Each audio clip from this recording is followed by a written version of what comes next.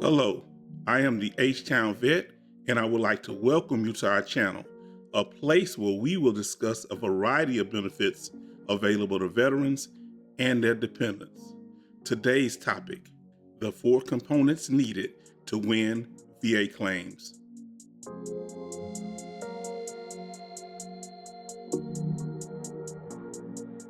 As it relates to fighting for your VA disability compensation, there are 4 keys to success. These include the veteran having a proper focus, presenting relevant evidence, backing that evidence up with VA law, and finally, it's important that you make a direct request to the VA telling them what you want. In this video, we will go over these topics in detail so you'll know what you need to do to win your VA claims. Number 1, focus. When filing a VA claim, you need to be aware of time limits. While in some situations there are no time limits for filing a claim, in others there are. For example, filing claims under the PAC Act had a deadline, and you usually have up to a year to appeal a denied claim. Also, the veteran has to use the right forms and verify all information that's submitted, because remember, your signature is on the paperwork. The very first part of the claim process is figuring out whether you want to file a claim or not. Once you've made up your mind to file a claim, the very next thing you need to do is go over to the VA regional office. You might be thinking, what kind of advice is this, H-Town Vet? I don't have my evidence together, and I don't even know what I want to claim yet. I understand, but there's another issue that you need to address first, and that is locking in your back pay date. If you wait until you gather all your evidence and decide what disabilities you want to claim, you will most likely have a later effective date on your claim and lose a lot of money. So you should go over to the VA regional office and submit an intent to file. And I know what you're saying. H-Town Vet, you too old school, man. We can do all of this online now. And you can, like the 2,000 people that submitted claims to the VA online and they lost the claims. Because you're dealing with money, you don't want this to be a hit or miss situation. You want to make sure that the VA has the form and that they give you a stamped copy of the intent to file with your correct name, file number, and the current date. And the very next thing you need to do is make copies of your intent to file, because if you lose that one, the VA can say that they never received it, and they've done that before. Now you have to choose who's going to handle your claim. Are you going to do it yourself, use a veteran organization, or hire a lawyer? Let's deal with the lawyer first. Lawyers usually don't handle veteran claims unless they've been denied at least once. There are other special situations where a lawyer would be helpful, such as the PAC Act, Aid in Attendance, or Camp Lejeune. But you should be aware that the lawyer will get a percentage of your back pay. But the first thing that's going to come to mind, can I do it myself? And that will depend on how good are you at collecting evidence and understanding VA law. Then there's the veteran organizations, such as the American Legion, the DAV, and Veterans of Foreign Wars. And for this choice to be effective, it would depend on the skill level of the representative helping you, what type of claim you're filing, and finally, how well you and the representative work together. Now you need to decide what you're trying to do. Are you trying to establish service connection by using your evidence to connect your injuries or conditions to your military service? Or you're just filing a claim for an increased rating? Veterans usually file for an increase when their condition has worsened. In this case, the veteran must produce new and material evidence that shows that the condition has worsened. Another reason disabled veterans file for increases is if they receive a rating lower than what they believe their current symptoms reflect. Number 2, evidence. We've already discussed how important it is to be focused when winning a VA claim. Now it's time to find evidence that supports your claim or claims. Weak evidence, weak claim. Strong evidence, strong claim. No evidence, no service connection, and the claim will be denied. So where can you find this evidence that you need for your claim? Many times you have it right at home with you. in the form of documents that you kept when you discharged from the military. If you took photos of your injuries while you were on active duty, or you have other information such as journals, if they support your claim, they could be considered evidence. In fact, your DD-214 and other commendations fall into the category of evidence. But if you have lost or misplaced your documents, there's a way to retrieve them. I know you were told that all your records burned up in St. Louis. Well, if you were told that by the National Archives, put it on your claim and inform the VA. Then watch how fast the VA retrieves your military records. As we've stated in previous videos, oftentimes your military records has the evidence that you need to support your claim. Important documents include your DD-214, your personnel file, medical and dental records. When looking over your DD-214, make sure that all your information is correct, to include your name, service number, years of service, citations, and character of discharge. This last one, character of service, is a deal breaker because it determines whether you qualify to file a claim with the VA at all. The most preferred discharge is honorable. Then you need to look into your in-service medical records to include any inpatient or outpatient visits, ER or emergency room visits. When going through your personnel file, look for any write-ups that might be related to conditions that you developed while you were in service, such as PTSD. The next place you need to search for evidence is the VA hospital. If you have any emergency room visits at the VA that are related to the disabilities that you are claiming, you need to get those records. Another set of VA medical records you need to pay close attention to or related to your inpatient and outpatient visits.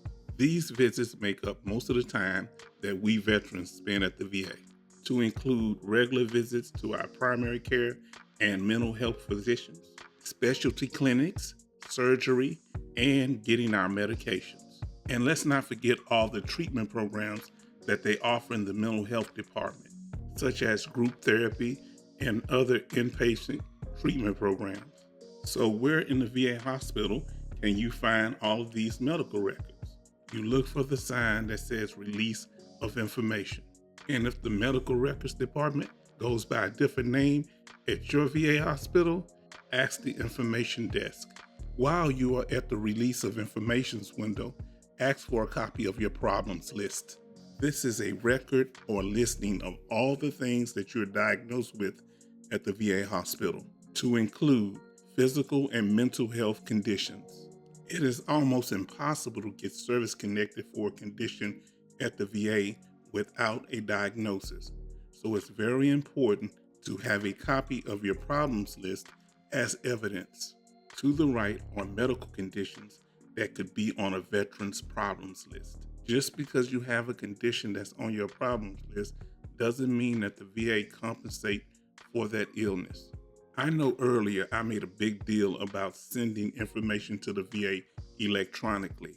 The reason is you're dealing with time-sensitive material that's related to receiving money. However, receiving your medical records online can be faster and more practical. This time, technology could work in your favor. There's one more set of medical records that you need, the ones from the private sector. All of the information gathered by your private doctor or specialist could be considered evidence used in your VA claim. In fact, if you receive more treatment for your conditions from your private doctor, they are in a better position to give a stronger medical opinion than a CMP examiner who only sees you once. A private doctor that's qualified to speak on the conditions that you are claiming can fill out the same DBQ that the CMP examiner fills out for the VA. The VA is supposed to give a DBQ filled out by your private doctor the same weight as a CMP examiner. But as it relates to your private medical records, you need to be extremely cautious when handing those records over to the VA. If the Veterans Benefits Administration or the VA finds any information in your files from your private doctor that states that your condition is a result of events outside of your military service, the VA can deny your claim as being non-service connected. So be very selective in the records that you give to the VA, only the ones that support your claim. If the information has been informative so far, please like, share, and subscribe. Number 3, VA law. So far, we have discussed the first 2 elements to a successful claim, being focused and submitting evidence to the VA that backs up your claim. Now we need to discuss the important role that VA law plays in the claim process. When applied properly, the denial or approval of a VA claim is based on VA law. In fact, at the end of every VA decision letter, there are references to VA regulations. The Federal Laws and Regulations book covers important case studies that deal with the different lawsuits that veterans have filed over the years. The rulings in these court cases have set precedent that affects how the Veterans Benefits Administration and the Veterans Board of Appeals interpret VA law. You must be mindful, the designation of disabled veteran is a legal status. The Veterans Benefits Administration is often referred to as the VA. This can be misleading because the Department of Veteran Affairs is actually broken up into 3 agencies: the Veterans Healthcare Administration, the Veterans Benefit Administration, and the National Cemetery Administration. Disability compensation claims are processed by the Veterans Benefits Administration, or commonly known as the Department of Veteran Affairs. Now let's talk about another important book that the VA uses, the Veterans Benefits Manual. This manual is the day-to-day handbook that each VA regional office is supposed to use when approving claims, denying claims, scheduling re-examinations, or proposing reductions. As we discussed in our video, unwarranted re-examinations, this is not always the case. If your claim is denied as a result of an error by the VA, you can use these VA rules, guidelines, and regulations to fight the unfavorable rating. Number 4, request. In other words, you have to tell the VA what you want your decision to be on the claim. The last thing you want to do is to leave the VA trying to figure out what you are asking for. Let's say, for example, you've been diagnosed with post-traumatic stress disorder, or PTSD, and have a service connection of 70%. The next rating for PTSD is 100%. Since the next rating for PTSD is 100%, why not ask for 100% permanent and total rating? For those of you that may be a bit confused, there's no 80 or 90% for PTSD or any other mental health rating. For more information on this, watch our video, PTSD ratings. As an example, this is how you write your request on your claim. First thing that you write is what we are requesting. Number 1, permanent and total disability rating of 100% for post-traumatic stress disorder, PTSD. Number 2, dependents be eligible to Dependents Educational Assistance. Number 3, dependents be eligible to CHAMP VA healthcare program.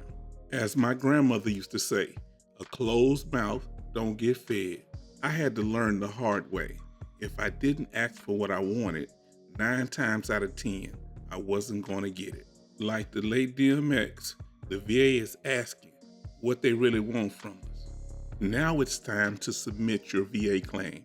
The VA offers 3 ways to file your VA claim: online, in person, or by mail. As I stated earlier, my preferred method is in person, so that you can get a stamped copy of the form that you submitted.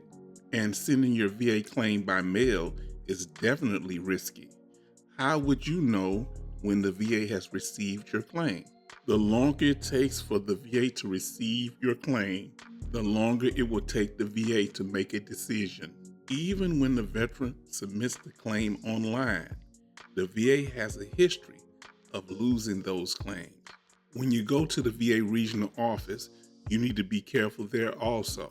Even if you're very clear about the paperwork you're trying to submit, sometimes the VA representatives will try to intentionally confuse you by asking you the same thing over and over again when they already know the answer. This is meant to frustrate you and to prevent you from filing your claim. But remember the first rule to a successful claim: stay focused. Now let's talk about the VA's usual procedure for submitted claims. Once you submit your claim to the VA, they're supposed to look over your evidence and make a decision. If you are denied, you have a year to appeal the claim. So what do you do in the meanwhile while you're waiting on a decision on your VA claim? Well, one option is to do nothing and just wait for the decision from the VA. However, the H-Town vet would advise you to start writing. You might ask, H-Town vet, what am I going to write? I've already submitted my claim. While you're waiting on a decision from the VA, you need to start writing your appeal. Never sit around and wait for the VA to give you a decision. You should already be preparing for the next step in the claims process. Even if you win your claim, you could always use the appeal information if they ever try to reduce you. The one thing I learned about fighting for my VA claims was never stop competing. We have 2 powerful videos coming soon to include the 3 VA compensation letters explained and the benefits for a TDIU rating. I would like to personally thank you for joining us and supporting our channel.